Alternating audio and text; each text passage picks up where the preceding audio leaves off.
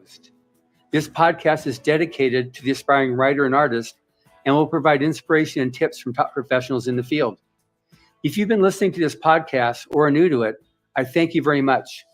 I would also appreciate if you took a moment and followed it on whatever platform you use to listen to your podcasts.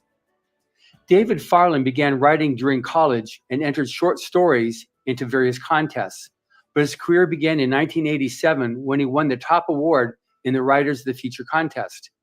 He published several science fiction and fantasy novels, including On My Way to Paradise, Star Wars, The Courtship of Princess Leia, and several best-selling fantasy series, including one of my personal favorites, The Rune Lords, and Of Mice and Magic. He has been nominated for the Nebula Award and the Hugo Award. He became a contest judge in 1991 and served as an instructor at the annual Writers' Workshop for several years. David Farland is currently the coordinating judge and editor for the Writers of the Future contest. Welcome, Dave. Thank you. It's great to be here. Yeah, so I'm very much looking forward to this particular episode of the Writers of the Future podcast, because we're going to talk about specifically writing instructors and what works and what doesn't work. But before we get into that, your history with Writers of the Future, because you're the grand prize winner all the way back in volume 3. So I'm just curious how you found out about the contest and your curve to actually winning it. Yeah, well, I joined a little writing group at Brigham Young University when I was there, and it was all science fiction and fantasy writers. And I probably had been going for a month or so when one of the authors, M. Shane Bell, said, "Hey, I've heard about this really cool new writing contest."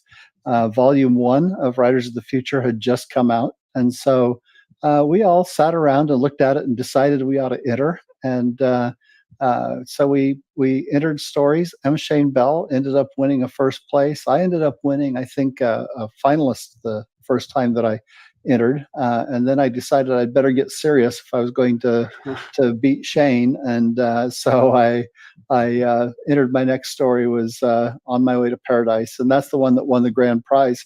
And within about 2 weeks of winning the grand prize, I ended up getting my first 3-book contract from Bantam Books. Which is great. That was really, really great. So what makes Writers of the Future such an important aspect to the future of science fiction and fantasy? Well, there's a lot of things going on with Writers of the Future that make it different. For one thing, one of the goals of the contest has always been to offer enough prize money to help make a difference in a writer's life. And so when I won my grand prize, of course, first thing I did was go out and buy a new computer so that I could write on it. And I also continued my writing education by buying books. And I stayed in college, of course. I was a senior in college at the time. And so there were a lot of benefits, but then there's also the publication that you get, the recognition that you get from publishers and from editors and literary agents. All of that factors into what makes this such a valuable contest, because you can win a small regional contest and it's not going to make a whole lot of difference. But if you win something big like this, everybody finds out about it. Yeah. Plus, this contest is now grown so much that it's got entries from over 175 countries. And it's, we have winners every year from all over the world, which is just really, really great. And you get to see all the entries, and it's considerably more than it was in 1985 when the first call went out. Yes, exactly. Now, the contest was created by Ron Hubbard shortly following his having released Battlefield Earth. So how familiar were you with him at the time, or how familiar did you become with him as a result of the contest? I wasn't real familiar with L. Ron Hubbard at the time.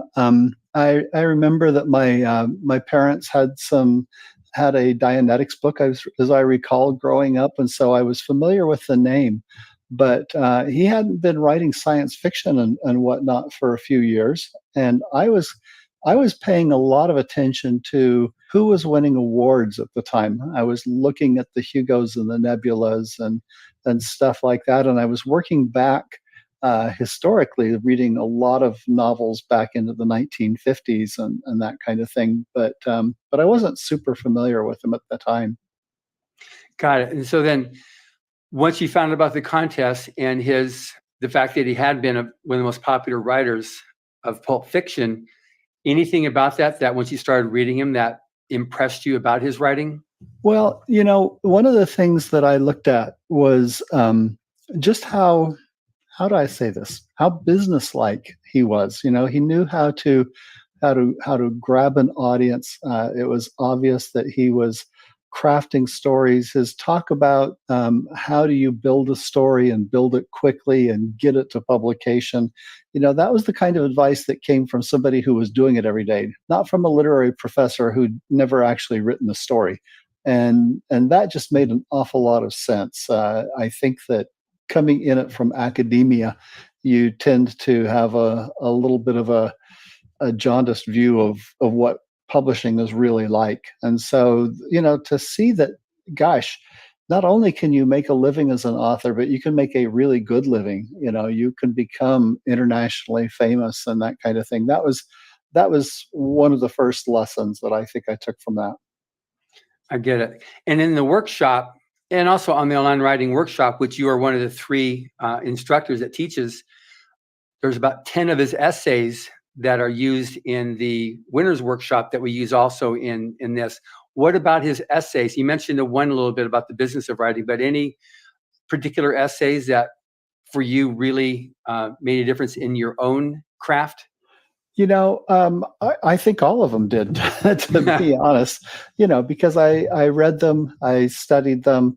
And then, of course, in teaching the workshop in later years, I got to reread them and think about them. And it's funny because I think the first year that I took the workshop, I'm not sure that a lot of it stuck. I think there was an awful lot of stress and tension and, gosh, am I going to win the award? And you're paying attention to a lot of other things. But as I got down and started focusing on it, I just kind of found that each one of them was a gem. There was more information in there than I remembered. So it was just packed full of it. Which is great. Yeah, and what we're even doing this year is all the winners, before they come out, we're asking them to do the free online writing workshop that you, Tim, and Scott Card created, so they can get a bit of a leg up, so you can get a little more detail into what you talked about in those videos and what Ron Hubbard talked about in those essays, and take it even deeper than what they normally are able to get in that 1-week crash course that they come out for. Love it. I think that's a great idea. Yeah. So on the fact of a writing instructor, which is one thing that you're quite well known for. So basically give me a run through, like, what do you do? What should somebody be looking for? What should they stay clear of in writing instructors? Well, I've been teaching now for about 30 years, and I teach in a lot of different ways. I taught creative writing at Brigham Young University, and some of my students did quite well from there. I was a writing instructor for Brandon Sanderson, who's huge right now, and for Stephenie Meyer, who did Twilight, and for Dan Wells and a number of other authors, all who've gone on to become extremely successful. And then I've also worked with a lot of people in private little writing workshops. So I'm always teaching writing workshops. I actually have a little bit of a problem with catching a lot of illnesses pretty easily. I've got an immune system that doesn't work really well, so I don't like going into public places a lot. And so teaching online helps me a lot. And then, when I go to conventions, I very often will teach at conventions. And so there's a lot of different ways a teacher can instruct, I guess, when you're teaching writing nowadays that maybe weren't open to us 20, 30 years ago. But I think that there's just so many different ways that you can approach it. I think that, if I were to start looking at what a writing teacher is and what do you want from a writing teacher, one of the first things that I look at is I would look at the writing teacher's background. There are a lot of writing teachers who are coming from academia, and maybe they're really good at deconstructing a story, but it's sort of like deconstructing a frog. You can deconstruct a frog with a scalpel, but when you're done, you don't have a frog anymore. You've got some dead meat on the table. And when you're trying to create a story, it's like you're coming at it different. You're exercising different mental muscles and things like that. And so I really think that a writer, a writing instructor, ought to be somebody who writes. And ideally, I would be looking for somebody who writes really well. For example, some writing instructors are Nobel Prize winners, and yet they could be terrible writing teachers. For example, Ernest Hemingway used to kind of make fun of his authors. If they would ask a question that he considered to be stupid, he'd give them stupid answers, and he'd mislead them. So, for example, somebody once asked him, what kind of chair do you write in? And he said, I don't write in a chair, I stand. And a lot of writers began standing when they wrote, thinking that maybe that would pump more blood to their brain.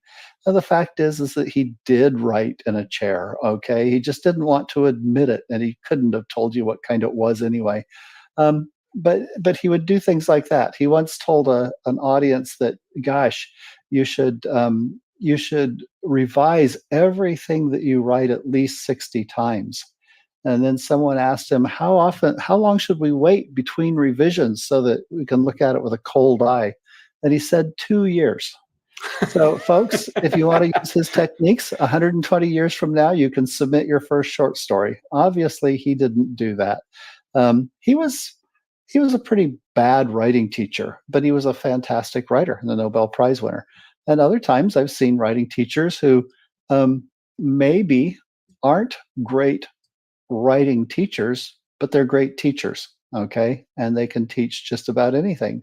And so I would look for a writing teacher who actually writes. First of all, I would look for someone who's an accomplished teacher who can communicate.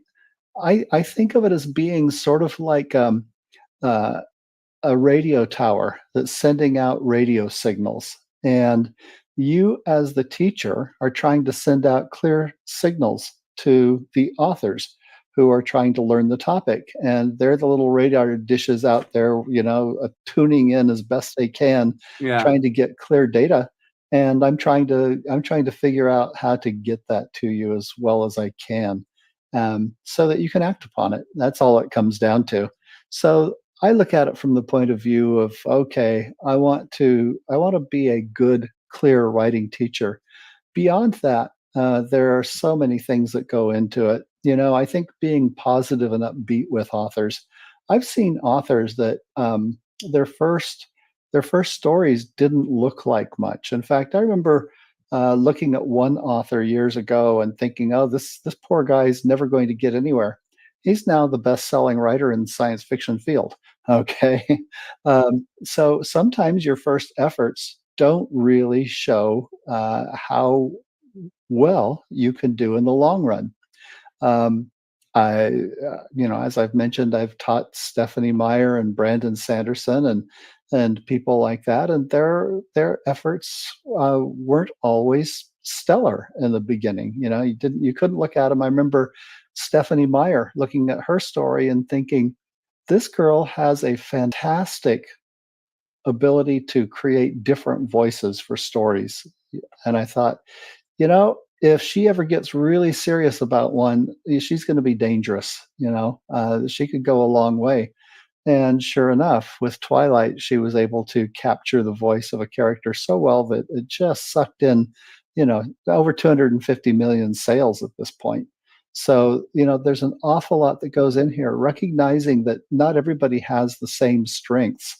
One author can be really great at plotting a story. Another one can have a gift for creating in-depth characters. A third one might be a fantastic stylist. most writing teachers, if they see someone who's a stylist, they think he's a great writer.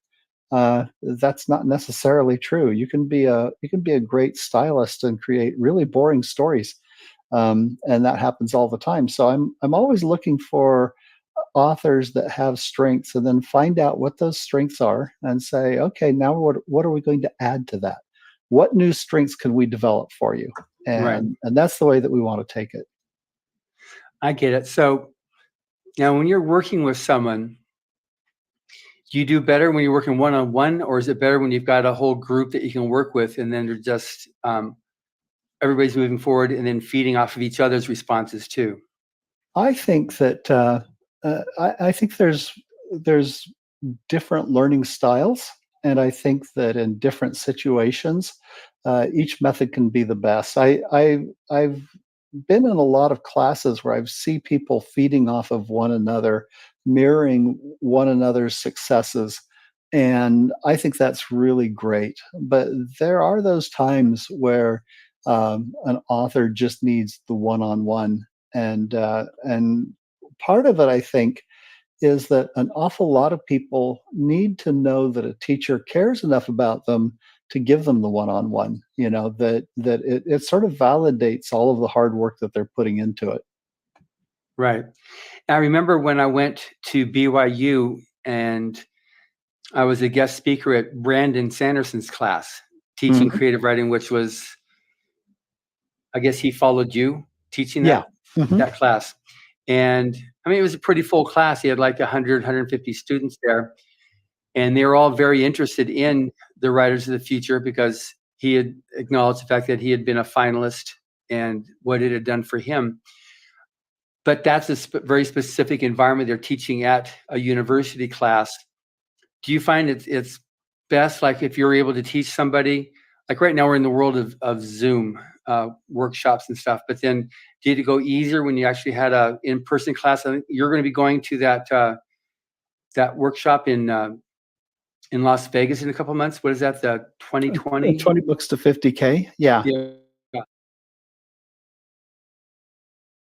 Yeah. Yeah. I feel like there's advantages to both. When you're in a group, it does feel more intimate. It gives people a chance to, gosh, I'm taking lunch. We can talk at lunch or something like that, one on one.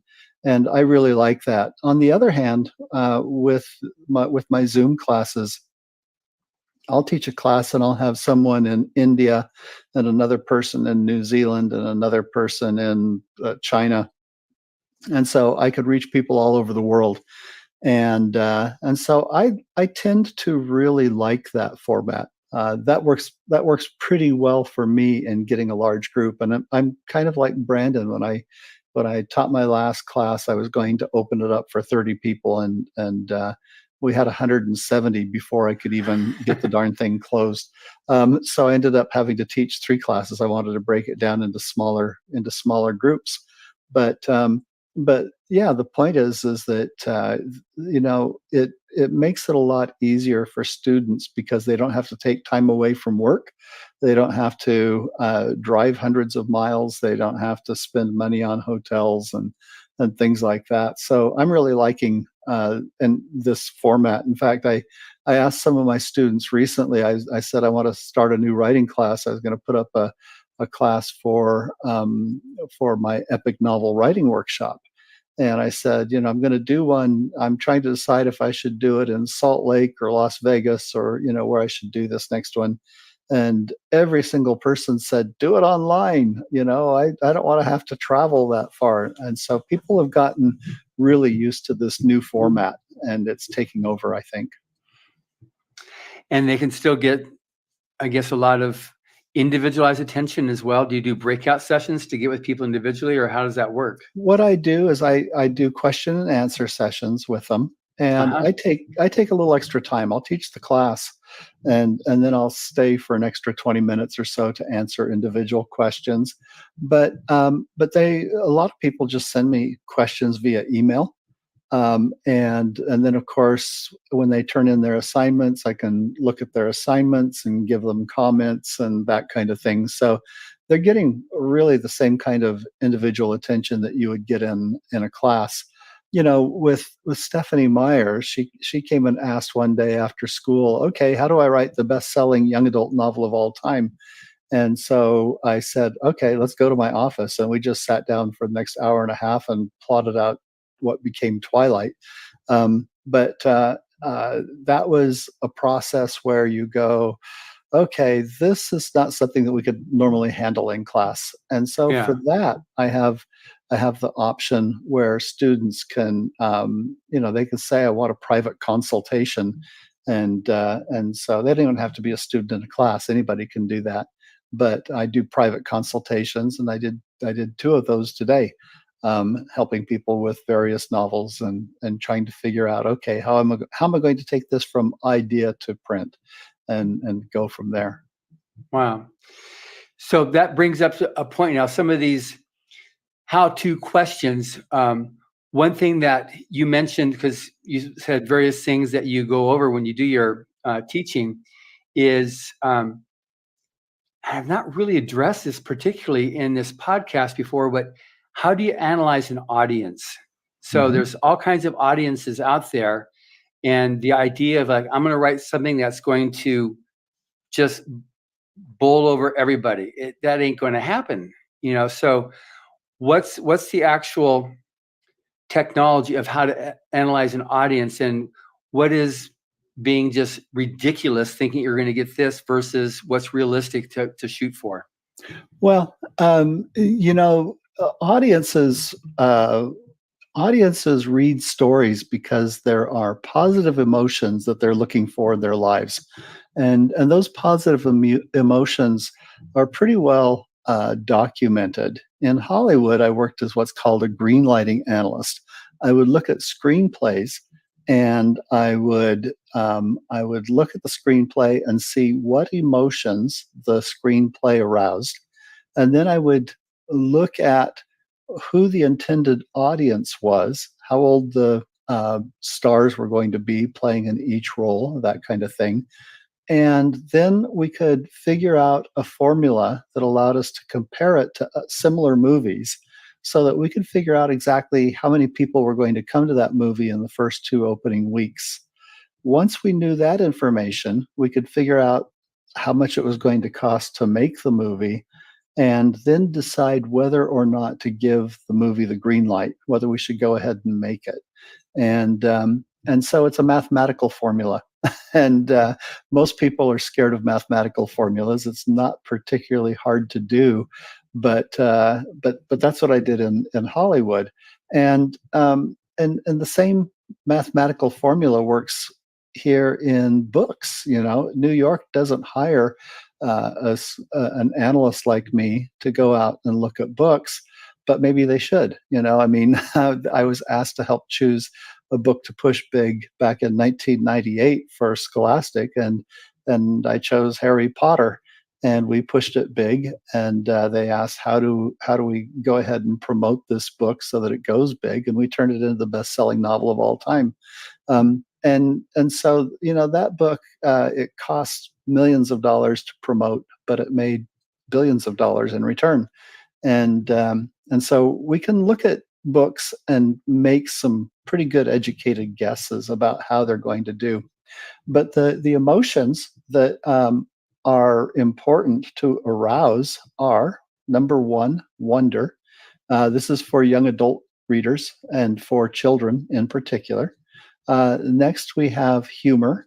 That's for everybody. Everybody loves humor to a certain degree. So it has a very high audience rating. Horror is big. There needs to be some horror element in every movie. I don't care if it's a sweet romance, you still have to have the horror of what it would be like to live alone without love. It has to be raised as a specter for the readership. But then we get into things like adventure, fighting action scenes, people going off into the unknown. That's a huge beat.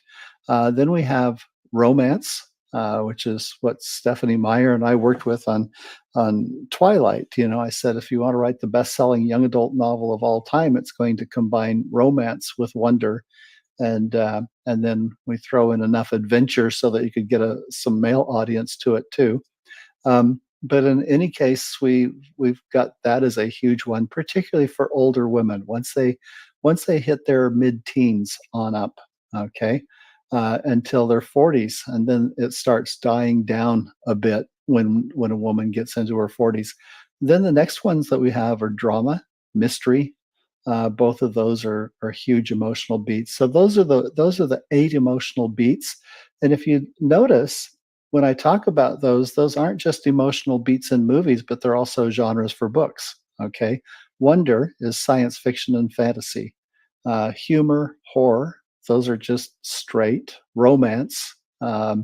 Mystery, all of those elements, each of them is a particular genre of books. So they're pretty easy to quantify. There are some emotions that are positive emotions that we don't measure. For example, nostalgia.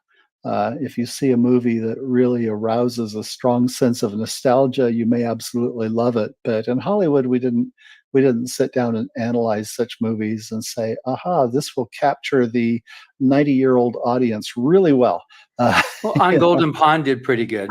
Yes, On Golden Pond, but I think that's a rare example. There's only a few of them. You can take something like The Christmas Story, about the little kid who wants to buy the Red Ryder BB gun. That was pure nostalgia, very funny, had a great audience response, but we don't get many movies like that. For sure. All right, so that's obviously important. So at what point does a person, I guess I'm developing the question as I'm talking to you now, because I'm going to write a story. I want to write a story about red BB guns and a Palomino. And so you got this whole thing figured out, but then say, okay, now what's the audience? Working backwards from that to get the audience. What's the correct sequence to actually put together a story? Do you work out the audience first? Do you work out a story idea? How do you build, like you starting off and like, I'm going to write a book? Okay. If I were going to write a book and I wanted to start out, I'd look at the audience first. Is there an audience for this? How big is the audience? Can I make it bigger by doing certain things? You're looking at the idea of, okay, I want to create a bestseller. A bestseller usually appeals to a wide audience, male, female, old, and young. They're called the 4 pillars in Hollywood. And when you are trying to appeal to that wide audience, you very often have to appeal to different emotions. You have to have a sense of wonder, and you've got to have some adventure, and there's got to be some humor and horror. And so it ends up being a bunch of different genres wrapped up together. And you'll get a movie like Star Wars that had all of that and had some drama too.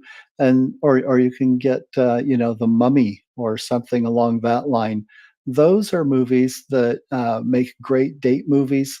They appeal to anybody from the age of, 8 years old to 60 or something like that. And so I look at basically how wide of an audience appeal will this movie have, and or this book, and then judge from there. I get it. Yeah, when I interviewed S.M. Sterling a couple months ago, and he said when his first novel came out, and it was bought, it was I think science fiction. The editor said, "Okay, make it romance." He said, "What? It's science fiction." Yeah, I know, but romance has an audience 10 times the size of science fiction at that time.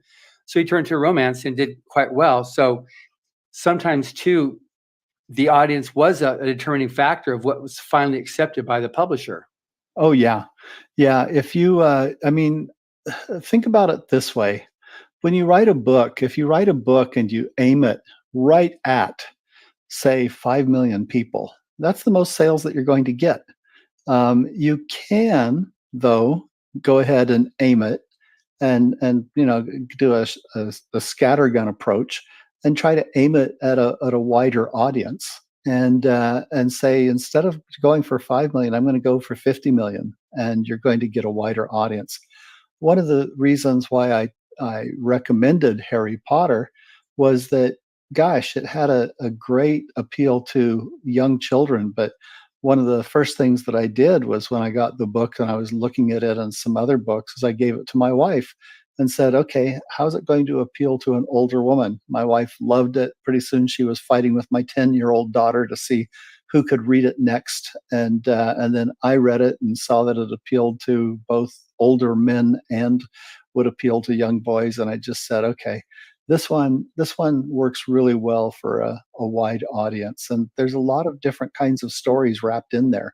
Hagrid is raising dragons secretly in his room and falls in love with a giantess, and so you've got mystery, you've got romance, you've got all sorts of things that are being added together to create a tapestry that basically every reader will enjoy, and that's why it was worth promoting as a big book. Sure. Now, do you think, is that what J.K. Rowling was planning on, or was she just, this was the story based on her nighttime telling a story to her kids that she then put into story format and wrote a book off of it? I think personally that J.K. Rowling is what I would say is she's a natural genius at audience analysis. Okay. I don't know how much of it she consciously was aware of, but I think subconsciously she knew what she was doing. Okay. Sure. And you can find people who are like that, who are great at shooting baskets from the 60-foot range or something like that. And you can ask them, how do you do that? And they're like, I don't know. Yeah. I suspect it's probably a bit of that. And I also think she's probably a good student of writing and whatnot. She took her time to imagineer her stories, well in advance. Yeah. I definitely enjoyed them a lot. And as Scott Card said too, he thought they were brilliant because it totally turned a bunch of young people into readers, which then became readers for his books too. Absolutely. People that love to read books aren't particular. I can only read this author. They're going to want to read other books that they like. So then on staying back on this analyzing an audience then. So if you got a person out who wants to make it as a